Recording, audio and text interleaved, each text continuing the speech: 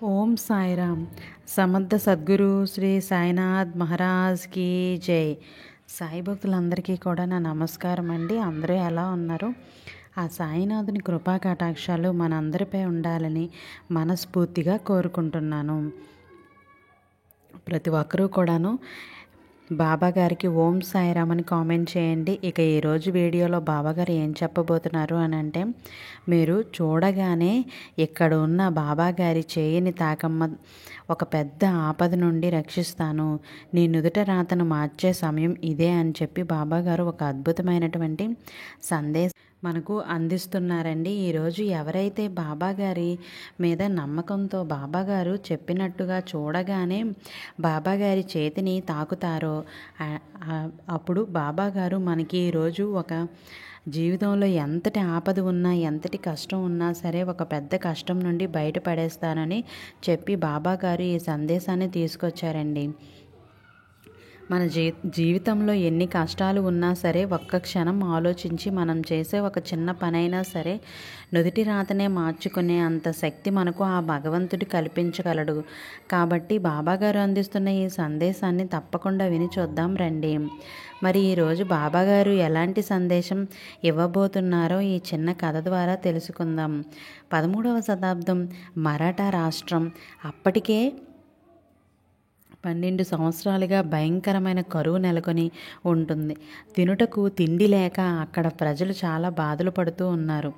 ఎందరో ఆకలితో ప్రాణాలు కూడా విడిచారు. ఆకలి బాధలు తట్టుకోలేక ఆకులు అలుములు తింటూ బ్రతికేవారు. ఆ రాష్ట్రంలో ఒకనొక ప్రాంతానికి శివాజీ షిండే అనే అధికారి ఉండేవాడు.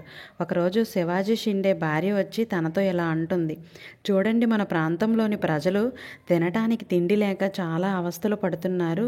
ఈ మాయదారి కరువు ఎప్పుడు పోతుందో ఏమో కానీ దీనిని భరించడం చాలా కష్టంగా ఉందండి. అవును, ఈ కరువు నుంచి మన ప్రజలను ఎలా గట్టెక్కించాలో నాకైతే అర్థం కావటం లేదు. ఆ కరువు వారినే కాదు మనల్ని కూడా తాకుతుంది. మన ఇంట్లో ఉన్న ఆహార నిల్వలు కూడా అయిపోవచ్చాయి. మీరు ఈ గ్రామానికి అంతటికీ కూడా అధికారిగా ఉన్న మనమే ఇంత బాధపడుతున్నామంటే ఇక సామాన్య ప్రజల పరిస్థితి గురించి ఆలోచించండి అంటేనే భయమేస్తుంది. ఇక ఈ భగవంతుడు మన జీవితాలలో ఏం రాసి పెట్టాడో ఏంటో, మన భవిష్యత్తు ఎలా ఉండబోతుందో, ఏం జరుగుతుందో వేచి చూడటమే. మనం మాత్రమే ఏం చేయగలం. ఈ ప్రాంతానికి చెందిన ధాన్యాగారాలు మీ ఆధీనంలోనే ఉంటాయి కదండి. వాటి నుండి మీరు ఏమైనా కొంత ధాన్యాన్ని ఆ సామాన్యులకి అందజేస్తే ఈ ఆకలి చావులు లేకుండా ఉంటాయి కదండి. నువ్వు అన్నది నిజమే, కానీ రాజుగారి ఆజ్ఞ లేకుండా వాటిని ప్రజలు పంచే అధికారం నాకు కూడా లేదు. ఇంకా మనం చేయగలిగింది ఏమీ లేదు. మీరు అన్నట్టే అంతా భగవంతుని పైన భారం వేసి ఏం జరుగుతుందో వేచి చూడాలి. అలా ఉండగా ఆ ప్రాంతంలోని ప్రజల ఆకలి బాధలు మరింత ఎక్కువ అవుతాయి. ఒక కుటుంబంలోని భార్య భర్త ఇలా మాట్లాడుకుంటూ ఉంటారు, చూడయ్యా, ఈ ఆకలి బాధలు భరించటం మన వల్లే కావటం లేదు. ఇక పిల్లలు ఎలా భరిస్తారు చెప్పు. వాళ్ళు ఆకలి అంటే ఏం చేయాలి? ఇక రాజుగారి నుండి సాయం అందుతుంది అన్న నమ్మకం నాకైతే లేదు. ఈరోజు ఎలాగైనా సరే మన ధాన్యాగారాన్ని కొల్లగొట్టి మన సొంతం చేసుకోవాలి. ఇక ఈ మాటలు ఆ నోట ఈ నోట గ్రామంలో ప్రజలందరికీ తెలిసిపోతుంది. ధాన్యాగారాన్ని కొల్లగొట్టడానికి నిర్ణయించుకుంటారు. అలా అందరూ కలిసి గ్రామ పెద్దయిన శివాజీ షిండే ఇంటికి వచ్చి ఆహారం గురించి నిరసన తెలియజేస్తారు. చూసారా, నేను అనుకున్నట్టే వారు మన ఇంటి మీద దాడి చేసి ఆహార నిలువలు బలవంతంగానైనా సొంతం చేసుకోవాలని నిర్ణయించుకున్నారు. ఇక వారిని ఆపటం కష్టం. చూడు, ఆ ధాన్యం మీద ఎటువంటి అధికారము లేదు. నేను ఇప్పుడే కొంతమంది రాజభటులను ఆహార ధాన్యాలకు రక్షణగా ఉండటానికి రమ్మని కబురు పంపిస్తాను. అలా శివాజీ షిండే తన భార్యతో చెబుతాడు. అలా శివాజీ షిండే రాజుగారికి కబురు పంపుదామని నిర్ణయించుకున్న సమయంలో అతనికి ఒక స్వరం వినబడుతుంది. శివాజీ, నీకు వాళ్ళ ఆకలి బాధలు కనబడటం లేదా? ఇంకా ఏంటి ఆలోచిస్తున్నావు? ఈ ధాన్యాగారిలో ధాన్యం ఇప్పుడు కాక మరెప్పుడు పనికొస్తుందో నువ్వే ఆలోచించు. వెంటనే గ్రామ ప్రజలకు పంచి వారి ఆకలి చావుల నుండి కాపాడే బాధ్యత నీదే. ఇక నేను రాజుగారి ఆజ్ఞ మీద ఆధారపడితే ఇంకా ఎంతోమంది ప్రాణాలు కోల్పోయే అవకాశం ఉంటుందని ఆలోచించి ఉద్దేశించి శివాజీ ఇలా అంటాడు, ప్రజలారా మీరు కొంత సమయం వేచి ఉండండి. నేను ఈ ధాన్యాగారంలో ఉన్న ధాన్యం పంచటానికి నిర్ణయించుకున్నాను. దయచేసి అందరూ కూడా క్రమ పద్ధతిలో వచ్చి ధాన్యాన్ని స్వీకరించండి. అక్కడ ఉన్న వారందరికీ కూడా ధాన్యాగారంలో ఉన్న ధాన్యాన్ని అందరికీ పంచివేస్తాడు. అలా అక్కడి వారంతా చాలా సంతోషంగా అక్కడ నుండి వెళ్ళిపోతారు. అమ్మయ్య, ఇప్పుడు నా మనసు కొంత కుదుట పడింది. వీళ్ళ ఆకలి బాధలను కొన్ని రోజుల వరకు ఆపగలిగాను. కానీ రాజుగారి ధాన్యాన్ని ప్రజలకు పంచేశాను అని తెలిస్తే ఏమంటారో ఏంటో అదే సందేహంగా ఉంది. ఏం జరిగినా ఇంకా అంత భగవంతుడి మీద భారం వేయాలి. ధాన్యాన్ని పంచివేయటం గమనించిన అక్కడ ఉన్న సైనికుడు వెంటనే ఈ విషయాన్ని ఒక లేఖ రూపంలో రాజుగారికి ఫిర్యాదు చేస్తాడు. ఆ లేఖను చదివిన మహారాజు కోప్రాదిక్తుడై, ధాన్యాగారం మొత్తం ఖాళీ చేయడం ఏంటి? ఎంత ధైర్యం ఉంటే ఇలా చేస్తాడు? షిండే అంత పని చేస్తాడా అని అనుకుంటూ ఉంటారు. దూరదృష్టి లేకుండా తన సొంత పేరు ప్రతిష్టల కోసం అనర్హులకు ధాన్యం పంచిపెట్టాడు. వెంటనే అతన్ని బంధించి తీసుకురండి. అలా వెంటనే కొంతమంది భటులు గ్రామాధికారి అయిన శివాజీ షిండే ఇంటికి వెళతారు. ఆ సమయంలో శివాజీ పూజ చేసుకుంటూ ఉంటారు. శివాజీ, నిన్ను రాజుగారు వెంటనే బంధించి తీసుకొని రమ్మన్నారు. వెంటనే మాతో పాటు బయలుదేరి రండి. ఎంతసేపటికి లోపల నుండి సమాధానం రాకపోయేసరికి ఒక సైనికుడు ఇంటి లోపలికి వెళ్తాడు. మళ్ళీ శివాజీ ఎందుకు అంత గట్టిగా అరుస్తున్నారు అని తన భార్య లోపల నుండి బయటకు వస్తుంది. శివాజీ గారు లోపల పూజ చేసుకుంటూ ఉన్నారు. కొంచెం సమయం వేచి ఉండండి, పూజ ముగించుకొని వస్తారు. పూజ గేజతో మాకు పని లేదు. ఆయన ఎక్కడున్నారో తీసుకొని రమ్మని మమ్మల్ని రాజుగారు పంపించారు అని అంటారు. మాకు పూజ కంటే గొప్ప కార్యం ఏదీ లేదు. పూజ ముగించిన తర్వాతనే ఆయనను దర్శించటం జరుగుతుంది. అప్పటి వరకు వేచి ఉండవలసిందే అని తన భార్య అంటుంది. అప్పుడు ఆ సైనికుడు ఇలా అంటాడు, నేను బయట వేచి ఉంటాను, త్వరగా పూజ ముగించుకొని రమ్మని చెప్పండి. కొంత సమయానికి పూజ ముగించుకొని శివాజీ షిండే బయటికి వస్తాడు. భార్య ద్వారా జరిగినదంతా తెలుసుకుంటాడు. నాకేమైనా జరుగుతుందేమోనని నువ్వేమీ చింతించకు. మన ధర్మాన్ని మనం పాటించాము. ఆ భగవంతుని మీదే మనం నమ్మకం పెట్టుకోవాలి. నువ్వు ఎప్పటికీ కూడా భయపడుతూ ఉండవద్దు. నువ్వు ధైర్యంగా ఉండు అని ఆ భగవంతుని ప్రసన్నం చేసుకోవడానికి పాటుపడ్డాం. ఎటువంటి కఠిన శిక్ష విధించినా కూడా చింతించిన అవసరం లేదు. అలా నవ్వుకుంటూ బయటకు వచ్చి రాజపరివారాన్ని కలుస్తాడు. శివాజీ, నీకు రాజుగారు ఈ ఆజ్ఞాపత్రం ఇవ్వమని పంపారు. వెంటనే మిమ్మల్ని వెంట పెట్టుకుని రమ్మని ఆదేశించారు. సరే, నేను మీ వెంట రావడానికి సిద్ధంగా ఉన్నాను. కానీ ఒక్కసారి నా భార్యని కలిసి వస్తాను. అలా లోపలికి వెళ్ళి నన్ను బంధించి తీసుకెళ్ళడానికి వారు వచ్చారు. ఇక ఆ భగవంతుడే నీకు రక్ష. నేను వెళుతున్నాను. అలా కాదండి, వెళ్ళి వస్తాను అని చెప్పాలి. ఆ భగవంతుని రక్ష మనకు ఎల్లప్పుడూ ఉంటుంది. అలా శివాజీని బంధించి రాజుగారి ముందు ప్రవేశపెట్టారు. అప్పుడు మహారాజు శివాజీతో ఇలా అంటాడు, శివాజీ, ఏంటి మీరు చేసింది? ప్రభుత్వానికి సంబంధించిన ధాన్యాగారాన్ని మీ సొంత ధాన్యాగారంలా గ్రామంలోని ప్రజలందరికీ కూడా ఎలా పంచుతారు? మీరు రాజాధికారం చేశారని తెలీదా? దానికి శిక్ష ఏంటో మీకు తెలుసా? అయ్యా, నేను ఎటువంటి సొంత ప్రయోజనం భోజనానికి ఆ ధాన్యాన్ని వినియోగించలేదు. గ్రామంలో ప్రజలకు కరువు వచ్చి తినడానికి కూడా తిండి లేక చావు బ్రతుకుల మధ్య ఉన్నారు. వారిని ఆదుకోవటం గ్రామ పెద్దగా నా బాధ్యత అనుకున్నాను. పైగా భగవంతుడు కూడా నాకు ఆజ్ఞాపించాడు. అంటే నీ భగవంతుడిని ఆజ్ఞాపించావు అంటావు. ఏడి నీ భగవంతుడు నాకు కనపడటం లేదే? సరే, నువ్వు పంపించిన ధాన్యం విలువ 100 బంగారు నాణేలు విలువ ఉంటుంది. అది నువ్వు వెంటనే చెల్లించు, లేకపోతే నీకు 20 సంవత్సరాల కఠిన కారాగారం తప్పదు. మహారాజా, నా దగ్గర అంత డబ్బు లేదు. మహారాజా, దానికి మీరు ఎటువంటి శిక్ష విధించినా కూడా నాకు సమ్మతమే.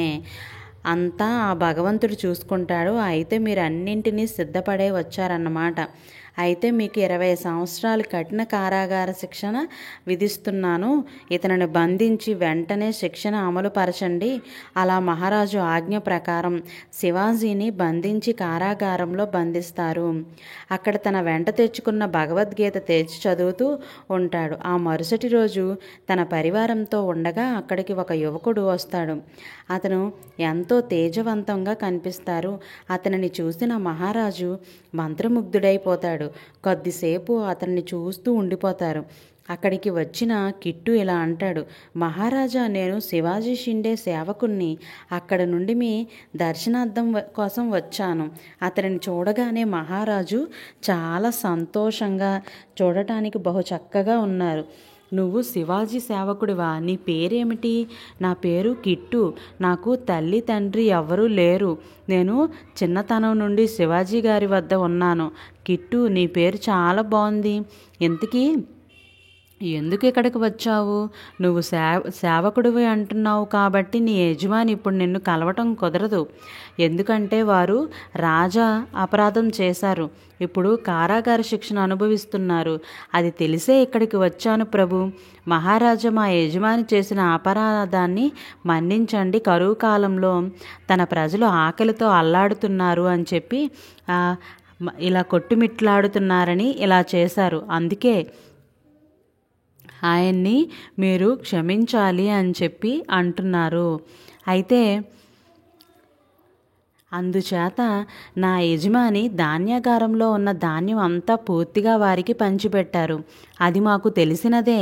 మీ యజమానికి ఆ ధాన్యం మీద ఎటువంటి హక్కు లేదు. దాని విలువ ఏంటో తెలుసా? అక్షరాల 100 బంగారు నాణాలు. అంత సొమ్ము దుర్వినియోగం చేయటం నేరం కదా? అవును మహారాజా, నా యజమాని మీ పట్ల అపరాధం చేశారు. ఆ ధాన్యం యొక్క మూల్యాన్ని తమకు చెల్లించుటకు నేను ఇక్కడికి వచ్చాను. ఇదిగో ఆ డబ్బు, ఇది మీ ఖజానాలో జమ చేసుకుని నాకు రసీదు ఇప్పించండి. మహారాజు కిట్టు యొక్క మనోహర రూపాన్ని చూస్తూ ఉండిపోతాడు. ఇదిగో ప్రభు ఆ డబ్బు, ఇవి మీ ఖజానాలో జమ చేసుకొని నాకు రసీదు ఇప్పించింది. మంచిది నాయన. కిట్టు ఈ డబ్బుని ఖజానాలో జమ చేయించిన తర్వాత ఇటు వచ్చి నాకు కనిపించి వెళ్ళు. అలా కిట్టు ఖజానాలో ఆ డబ్బులు జమ చేసి రసీదు తీసుకొని తిరిగి రాజుగారి వద్దకు వస్తాడు. కిట్టు, నీకు రసీదు ముట్టినదా? ముట్టింది ప్రభు. ఇక నాకు సెలవిప్పించండి. ఇప్పటికే చాలా ఆలస్యం అయింది. నేను ఇంటికి వెళ్ళాలి.